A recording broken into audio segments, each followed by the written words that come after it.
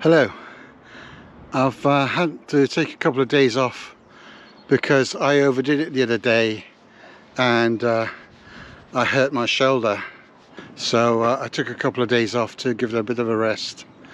I was pushing myself to finish off this last bit of raspberries and dig out some of these edgings, and whilst I was doing that I put a bit too much strain on the shoulder, and when I got home it started hurting. So I've lost a couple of days, but sometimes you've got to take a day off, even though it was nice weather. And today's a bit changeable because, as you can probably see from what's behind me, it's looking a bit the sun is back there somewhere, but you see I'm pointing straight at the sun and you can't see it. So it's cold, it's a touch of drizzle, but I'll get on and I'll try and finish the rest of these raspberries. What really does my shoulder in is not so much this bit, because I have to keep wiggling it till I get the root, and then I have to wiggle it about a bit to loosen the soil around the root.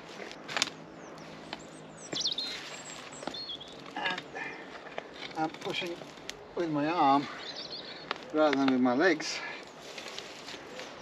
and feet, and then once I've loosened that, I have to go in and yank out the roots.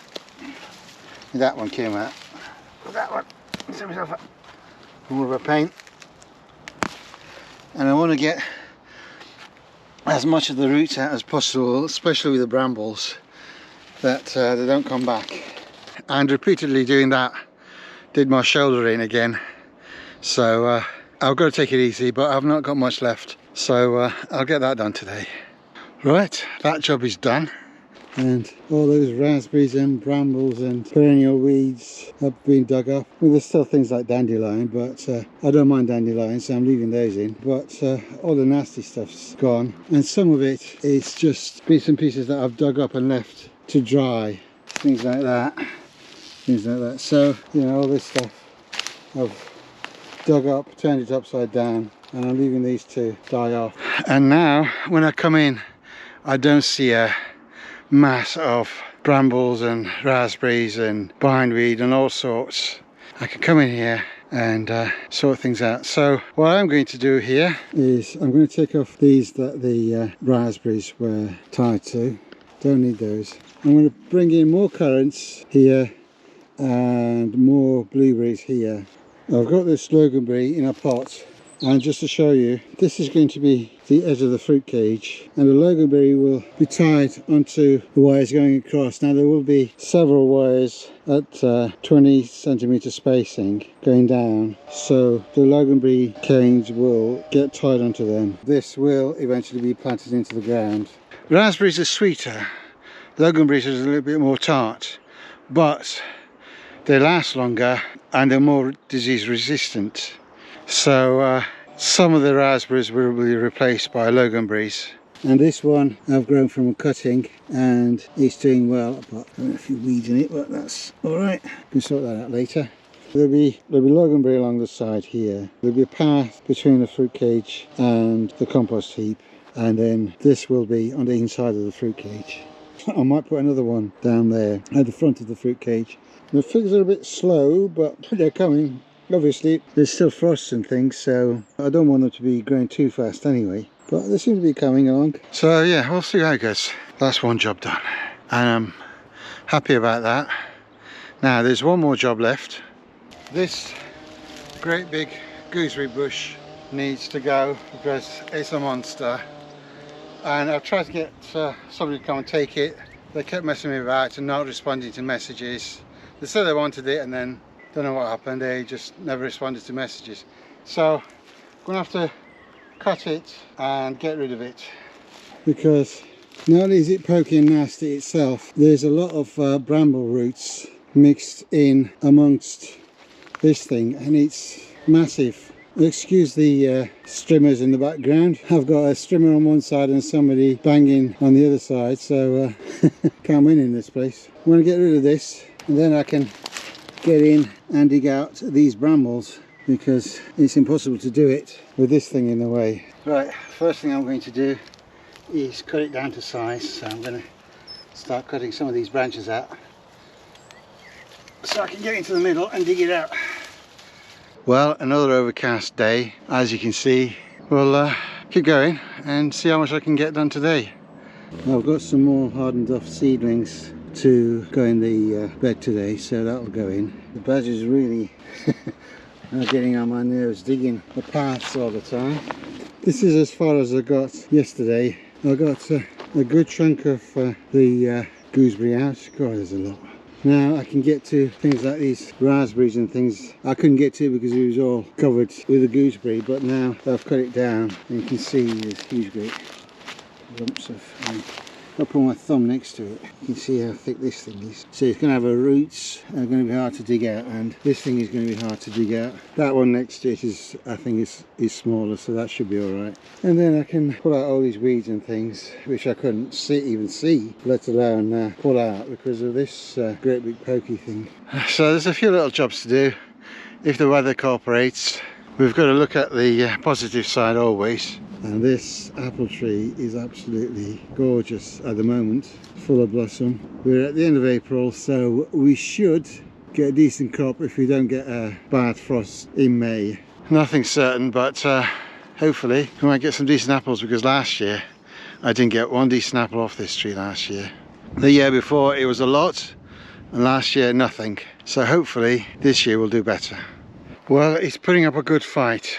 Trying to dig it out, as well as digging out a load of edgings and things and bits of stone and things, and the roots of these.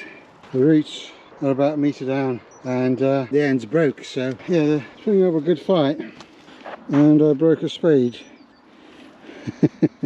So I'm thinking about whether to dig it out or burn it where it is. What I can do is trim off a little bit more of these tops, put the barrel over it on top of it and just burn it, because it's got deep roots, that thing, and there's all these big brambles entwined with it. It's going to take forever to get rid of this. And I'm going to put a raised bed here, so it doesn't matter if there's dead roots down there, because there's going to be things like marrows and cucumbers and gherkins, things like that here, which won't go down deep, so it won't matter.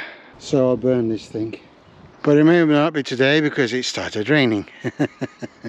With impeccable timing. Just have to deal with it. But those skies look dark and ominous. It might be a shorter day than I expected.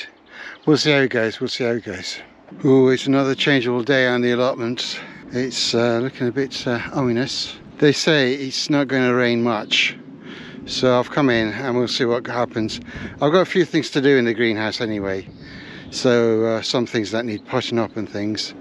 So if it rains I'll go in there, but I want to get on with some of the outside jobs because they're getting urgent now. Burning this gooseberry and collection of bramble roots is priority, as is burning this lot to go with it, because we have a bonfire ban from 1st of May, so I've got today and tomorrow to burn this lot, and I've got stuff to burn on the other allotment as well. Let's hope the rain keeps off. Right, a quick update at the end of the day. I've burnt out this stump of the gooseberry and hopefully all the brambles around it as well, so that's gone. And all the brambles and raspberries and things, well, not all the raspberries, but a lot of them, and all the detritus that's been accumulating for a while has all been burnt. It comes to just about there on the barrel. It's about a third of a barrel. It's been sunny, rainy, drizzly, heavy rain, gusts of wind. We've had everything except snow and drizzle. It's been an interesting day weather-wise, but I managed to get it done. I've got to get it onto the barrel, and once it's cooled down I'll leave it, and it's getting late now, so I'm about to go home. Tomorrow or the day after I'll come in and move the barrel, store those. It's effectively charcoal now. I could add some liquid plant food or something to it and make it activated charcoal, and then add that to the compost or even to the beds, so I can use it as activated charcoal. I've got time to do that.